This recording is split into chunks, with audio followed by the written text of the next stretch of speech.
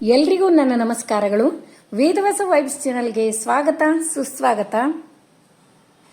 ಇವತ್ತು ನೋಡ್ರಿ ಮುಂಜಾನೆ 4 ಗಂಟೆಗೆ ಮಳೆ ಸ್ಟಾರ್ಟ್ ಆಗಿಬಿಟ್ಟದ ನೋಡ್ರಿ. ಹಾಗಾಗಿ ರಂಗೋಲಿ ಹಾಕೋದು ಹೆಂಗಪ್ಪ ಅಂಥೇಳಿ 1-2 ನಿಮಿಷ ನಿಂತು ನೋಡ್ಕೋತ ನಿಂತ್ಬಿಟ್ಟಿರಿ. ಮತ್ತೇನು ವಿಚಾರ ಮಾಡಿದೆ, ಈ ಮಳೆ ಸಲುವಾಗಿ ಹೊರಗೆ ರಂಗೋಲಿ ಆದಮೇಲೆ ಮುಂದಿನ ಕೆಲಸ ಅಂತ ನಿಂತ್ರೆ ಯಾವ ಕೆಲಸನೂ ಆಗಂಗಿಲ್ಲ. ಅದಕ್ಕೇನದ ಹೊಸ್ತಿಲ ರಂಗೋಲಿ, ತುಳಸಿ ಮುಂದೆ ರಂಗೋಲಿ, ತುಳಸಿ ಮುಂದೆ ದೀಪ ಇಷ್ಟು ಹಚ್ಚಿಟ್ಟು ನಂದು ಇವತ್ತಿನ ಕೆಲಸ ಸ್ಟಾರ್ಟ್ ಮಾಡೀನಿ ನೋಡ್ರಿ. ಮತ್ತು ಈ ಕಡೆ ನಮ್ಮ ರೈಟ್ ಸೈಡಿಗೆ ಮನೆ ಕಟ್ಲಿಕ್ಕತ್ತಾರ. ಹಾಗಾಗಿ ಅಲ್ಲಿ ತುಳಸಿ ಗಿಡ, ತುಳಸಿ ಕಟ್ಟಿ ಎಲ್ಲ ಈ ಕಡೆಗೆ ಬಂದು ಕೂತಾವ, ಎಡಕ್ಕಿನ ಕಡೆಗೆ ಬಂದು ಕೂತಾವ್ರಿ. ಹಾಗಾಗಿ ಅಲ್ಲಿ ರಂಗೋಲಿನೂ ಅಲ್ಲೇ ಹಾಕ್ಲಿಕತ್ತೀನಿ. ಇವತ್ತು ಹುಣ್ಣಿಮೆ ಅದ, ಹಾಗಾಗಿ ಇವತ್ತೇನದ ಸ್ವಲ್ಪ ಅರಿಶಿನ ಪುಡಿ, ಗೋಮೂತ್ರ ಹಾಕಿ ಹೊಸ್ತಿಲು ಒರೆಸಿ ರಂಗೋಲಿ ಹಾಕಿರ್ತೀನಿ. ನಿಮಗೆಲ್ರಿಗೂ ಗುರ್ತದ ಇವತ್ತೇನದ ಗುರುಪೂರ್ಣಿಮೆ, ತುಳಸಿ ದರ್ಶನ ಮಾಡಿಕೊಂಡು ಇವತ್ತಿನ ಅಡುಗೆಯನ್ನು ಸ್ಟಾರ್ಟ್ ಮಾಡೋಣ್ರಿ. ಇವತ್ತೇನು ಸ್ಪೆಷಲ್ ಅಂತೀರಿ, ಇವತ್ತು ಹೆಂಗೂ ಚಾತುರ್ಮಾಸ ಸ್ಟಾರ್ಟ್ ಆಗ್ಯದ. ಅಡುಗೆ ಅಂತೂ ಚಾತುರ್ಮಾಸದ ಅಡುಗೆನೇ ಇರ್ತದೆ, ಅಂದ್ರೆ ರಥದ ಅಡುಗೆನೇ ಇರ್ತದೆ. ಹಾಗಾಗಿ ಏನು ಭಾಳ ಏನೂ ಇಲ್ಲರಿ, ಸಿಂಪಲ್ ಆದ ಅಡುಗೆ. ಮತ್ತು ಈ ರಥದ ಅಡುಗೆ ಆರೋಗ್ಯಕ್ಕೂ ಹೇಳಿ ಮಾಡಿಸಿದ್ದು ಈ ಕ್ಲೈಮೇಟಿಗೆ. ಅದಕ್ಕೆ ಎಲ್ಲಾನೇ ಆಯಿತು ಅಂತ ತಿಳ್ಕೊಂಡು ನಮ್ಮ ಮನೆ ಒಳಗೂ ರಥದ ಅಡುಗೆನೇ ಹೇಳೋದದು ನೋಡ್ರಿ. ಇವತ್ತು ಏನು ಮಾಡ್ಲಿಕತ್ತೀನಿ ಅಂತೀರಿ, ಒಂದು ಸೈಡ್ ಅಕ್ಕಿ, ಒಂದು ಸೈಡ್ ಕಡ್ಲಿಬೇಳೆ, ಒಂದು ಸೈಡ್ ಹೆಸರು ಬೇಳೆ, ಅಷ್ಟು ಒಂದೊಂದು ಬೋಗೋಣಿ ಒಳಗೆ ಒಂದೊಂದು ಬಟ್ಲದಷ್ಟು ಹಾಕಿ ಇಟ್ಕೊಂಡೀನಿ ರೀ. ಚೆಂದಾಗಿ ಸ್ವಚ್ಛಾಗಿ ತೊಳೆದು 2 ಸಾರಿ ತೊಳೆದು ಕುದಿಲಿಕ್ಕೆ ಇಟ್ಬಿಡ್ತೀನಿ. ಆಮೇಲೆ ಇನ್ನೂ ಒಂದ್ರೊಳಗೆ ಸಣ್ಣ ಬೋಗೋಣಿ ಒಳಗೆ ಹೆಸರು ಬೇಳೆ ನೆನೆ ಹಾಕೀನಿ, ಹೆಸರು ಬೇಳೆ ಚಟ್ನಿ, ಹೆಸರು ಬೇಳೆ ಕೋಸಂಬರಿ. ಮತ್ತು ಇದಕ್ಕಂತೂ ಮಸಾಲೆ ಪುಡಿ ರೆಡಿನೇ ಮಾಡಿ ಇಟ್ಕೊಂಡೀನಿ. ಅದು ಆ್ಯಕ್ಚುಲಿ ವಿಡಿಯೋ ಮಾಡೋದಾಗಿಲ್ಲ. ಇದು ಮುಗಿದ ತಕ್ಷಣ ಮತ್ತೊಮ್ಮೆ ಮಾಡ್ತಿರ್ತೀನಿ ಅಲ್ರಿ ಮಸಾಲೆ ಪುಡಿ, ಆವಾಗ ವಿಡಿಯೋ ಮಾಡ್ತೀನಿ. ಮೆಣಸು ಮತ್ತು ಜೀರಿಗೆ ಸ್ವಲ್ಪ ಬಿಸಿ ಮಾಡಿ ಮಿಕ್ಸಿ ಮಾಡಿ ಇಟ್ಕೊಂಡದು. ಮಸಾಲೆ ಪುಡಿ ಅಂದರೆ ಮೆಣಸು ಮತ್ತು ಜೀರಿಗೆ 2 ಮಾತ್ರ. ಇಲ್ಲೇನು ಮಾಡ್ಲಿಕತ್ತೀನಿ ಅಂದ್ರೆ ಸತ್ಯನಾರಾಯಣ ಪ್ರಸಾದ ಮಾಡ್ಲಿಕತ್ತೀನಿ. ಸ್ವಲ್ಪ ದಪ್ಪ ರವದ್ದು, ಸಣ್ಣ ರವದ್ದು ಚಲೋ ಆಗ್ತದೆ. ಅದರ ನನ್ನ ಕೈಗೆ ಪಟಕನೆ ದಪ್ಪ ರವಾನೇ ಸಿಕ್ಕದ್ರಿ. ಹೀಗಾಗಿ ಬೆಳಗ್ಗೆ ಅದನ್ನು ಹಾಕಿ ಇಟ್ಕೊಂಡಿದ್ದೆ. ಇದರೊಳಗೇನದ ಸ್ವಲ್ಪ ಹಾಲು ತುಪ್ಪ ಹಾಕಿ ಚೆಂದಾಗಿ ಹುರ್ಕೊಂಡು, ಈಗ ಹಾಲು ಹಾಕಿ ಕುದಿಸಿ ಅದರೊಳಗೆ ಜೋನಿ ಬೆಲ್ಲ ಹಾಕಿ 1-2 ಕುದಿಸಿ ತೆಗೆದುಬಿಟ್ಟೆ ಅಂದ್ರೆ ಸತ್ಯನಾರಾಯಣ ಪ್ರಸಾದ ರೆಡಿ ಆಗ್ತದೆ. ಏಲಕ್ಕಿ ಮನುಕ ಗೋಡಂಬಿ ಅಂತೂ ಬರುವುದೇ ಇಲ್ಲ. ಹಾಗಾಗಿ ಇಷ್ಟೇ ನೋಡ್ರಿ. ಮಳೆ ಇನ್ನೂ ಕಡಿಮೆ ಆಗಿಲ್ಲ. ಹೊರಗೆ ರಂಗೋಲಿ ಎಷ್ಟೊತ್ತಿಗೆ ಆಗ್ತದೆ ಅಷ್ಟೊತ್ತಿಗೆ ಹಾಕಿದ್ರಾಯ್ತು. ಎಲ್ಲ ಅಡುಗೆ ಮುಗಿಯೋ ತನಕಾರೆ ಮಳೆ ನಿಲ್ತದೇನೋ ಅಂತ ನೋಡೋಣಂತ. ಇನ್ನೂ ಮಳೆ ಬರ್ಲಿಕ್ಕತ್ತದ್ರಿ ನೋಡ್ರಿ. ಗಿಡದೊಳಗೆಲ್ಲ ಹೂವು ಎಷ್ಟು ಚಂದಾಗ್ಯಾವ. ಮತ್ತು ಇನ್ನೊಂದು ಹೇಳ್ಯಾರಿ ನನ್ನ ಅನ್ಬಹುದು ಇವತ್ತಿಂದು. ಈಗ ಹೊರಗೆ ಮಳೆ ಬರ್ತಿರ್ತದೆ ಬೆಳಗ್ಗಿನ ಟೈಮ್ನಾಗ 4 ಗಂಟೆಗೆ. ಅದು ಹೊಚ್ಕೊಂಡು ಮಲ್ಕೊಂಡ್ರೆ ಅಷ್ಟು ಚಂದ ನಿದ್ದೆ ಹತ್ತದ. ಅದೇ ನಾವು ಎದ್ದು ಪೂಜಾ ಪುನಸ್ಕಾರ ಮನೆ ಒಳಗೆಲ್ಲ ವಿಷ್ಣು ಸಹಸ್ರನಾಮ ಎಲ್ಲ ಕೇಳಲಿಕ್ಕತ್ರ ಅದೊಂದು ವೈಬ್ಸ ಬೇರೆ ಇರ್ತದೆ ನೋಡ್ರಿ. ಅದನ್ನು ಕೂಡ ಅಷ್ಟ ಮನಸ್ಸಿಗೆ ಖುಷಿ ಕೊಡ್ತದ್ರಿ. ಈಗ ನಾವು ನಶೀಕ್ಲೆ ಮಳೆ ಬರೋ ಹೊತ್ನ್ಯಾಗ ಹೊಚ್ಕೊಂಡು ಮಲ್ಕೊಂಡ್ರೆ ಎಷ್ಟು ಆರಾಮ್ ನಿದ್ದೆ ಹತ್ತದಲ್ರಿ. ಅದಕ್ಕಿಂತ ಹೆಚ್ಚು ಖುಷಿಯನ್ನು ಇದು ಪೂಜೆ ಪುನಸ್ಕಾರ ಮಾಡ್ಲಿಕ್ಕತ್ವಿ ಅಂದ್ರೆ ಖುಷಿ ಕೊಡ್ತದೆ ನೋಡ್ರಿ. ನನಗಂತೂ ಏನು ಅನ್ನಿಸ್ತು ಅದನ್ನು ಹೇಳಲಿಕ್ಕತ್ತೀನಿ. ಇಲ್ಲಿ ಜೇನುತುಪ್ಪದ ಅಭಿಷೇಕ ಮಾಡ್ಲಿಕ್ಕತ್ತಾರ. ಮತ್ತು ಇವತ್ತು ಹುಣ್ಣಿಮೆ ಅಂದ ತಕ್ಷಣ ಸತ್ಯನಾರಾಯಣ ಪೂಜೆ ನಮ್ಮ ಮನೆ ಒಳಗೆ ಇದ್ದೇ ಇರ್ತದೆ. ದರಾ ಹುಣ್ಣಿಮೆಗೂ ಮಾಡ್ತೀವಿ. ಒಂದು ಹೋಳಿ ಹುಣ್ಣಿಮೆ ಒಂದ ಬಿಡೋದು ನೋಡ್ರಿ, ಉಳಿದ ಎಲ್ಲ ಹುಣ್ಣಿಮೆಗೆ ಮಾಡ್ತೀವಿ. ಸಂಕ್ರಮಣ ಮತ್ತು ದೀಪಾವಳಿ, ದಸರಾ ಇವು ಎಕ್ಸ್ಟ್ರಾನೇ ಆಗಿರ್ತಾವೆ. ಹಂಗೆ 12 ಅಂದ್ರೆ 1 ಹೋದರೂ 11 ಅಷ್ಟೇ ಅಲ್ಲ, 13 14 ಆಗಿರ್ತಾವೆ ನೋಡ್ರಿ. ಕಡ್ಲಿಬೇಳೆ ಬೆಂದಾವ. ಈಗೇನದ ನೀರು ಬಸಿತೀನಿ, ಕಡ್ಲಿಬೇಳೆ ಕಟ್ಟು ಬಸೋದು ಕಟ್ಟಿನ ಸಾರು ಮಾಡ್ತೀನಿ. ಈಗ ಹೈಗ್ರೀವ ಮಾಡ್ಲಿಕ್ಕತ್ತೀನಿ ರೀ. ಅದಕ್ಕೇನದ ಸ್ವಲ್ಪ ಬೆಲ್ಲ ಹಾಕ್ತೀನಿ, ಸ್ವಲ್ಪ ನೀರು ಇಟ್ಟೀನಿ ರೀ ನಾ. ಯಾಕಂದ್ರೆ ಹೈಗ್ರೀವ ಅಂದ್ರೆ ಭಾಳ ಗಟ್ಟಿ ಆಗಬಾರ್ದು. ಅದಕ್ಕೆ ಒಂದು ಸ್ವಲ್ಪ ನೀರಿಟ್ಟೀನಿ. ಒಂಚೂರು ಹೂರ್ಣನೂ ಮಾಡ್ಕೋತೀನಿ. ಇವತ್ತು ಹೆಂಗೂ ಹುಣ್ಣಿಮೆ ಅದ, ಭಾಳ ಶ್ರೇಷ್ಠವಾದ್ದು ಗುರುಪೂರ್ಣಿಮೆ ಅದ. ಅದಕ್ಕೇನದ ಕುಲದೇವತೆಗೆ ಒಂದಿಷ್ಟು ಹೂರ್ಣದ ಆರತಿ ಮಾಡೋಣ ಅಂತ ತಿಳ್ಕೊಂಡು ಒಂದಿಷ್ಟು ಹೂರ್ಣನೂ ತೆಗೆದು ಇಟ್ಕೋತೀನಿ. ಆ ಕಡೆಗೆ ಏನದ ಕಟ್ಟು ತೆಗ್ದಿನಲ್ರಿ, ಕಟ್ಟು ಅದರೊಳಗೆ ಒಂಚೂರು ಬೆಲ್ಲ ಹಾಕಿ ಕುದಿಲಿಕ್ಕೆ ಇಟ್ಟೆ. ಹುಣಸೆ ಹಣ್ಣು ಒಬ್ಬೊಬ್ರು ಯೂಸ್ ಮಾಡ್ತಾರೆ, ಒಬ್ಬೊಬ್ರು ಯೂಸ್ ಮಾಡೋಂಗಿಲ್ಲ. ಆ್ಯಕ್ಚುಲಿ ಒಂದೊಂದು ಸೈಡ್ ಬರ್ತದೆ, ಒಂದೊಂದು ಸೈಡ್ ಇಲ್ಲ. ಅದನ್ನು ನಿಮ್ಮ ಕಡೆ ಹೆಂಗದನೋ ಹಂಗೆ ಮಾಡ್ಕೊರಿ. ಇಲ್ಲಿ ನೋಡ್ರಿ ಹೆಸರುಬೇಳೆನೂ ಕುದ್ದಾವ ಮತ್ತು ಸತ್ಯನಾರಾಯಣ ಪ್ರಸಾದ ಫಸ್ಟಿಗೆ ರೆಡಿ ಮಾಡಿ ಇಟ್ಕೊಂಡ್ವಿ. ಹೆಸರುಬೇಳೆ ಪಾಯಸನೂ ಮಾಡ್ತೀನಿ, ಹಾಗೆ ಹೈಗ್ರೀವ ಮಾಡ್ಲಿಕ್ಕತ್ತೀನಿ. ಮತ್ತು ಈಗೇನದ ಚಪಾತಿ ಮಾಡಲಿಕ್ಕೆ ಕಣಕ ನಾದಿ ಇಟ್ಕೋತೀನಿ. 1 ಸ್ಪೂನ್ ಎಣ್ಣೆ, ಸ್ವಲ್ಪ ಉಪ್ಪು, ಅರಿಶಿನ ಪುಡಿ ಇಷ್ಟು ಹಾಕಿ ಚೆಂದಾಗಿ ಕಣಕ ನಾದಿ ಇಟ್ಕೊಂಡು ಬಿಡ್ತೀನಿ ರೀ.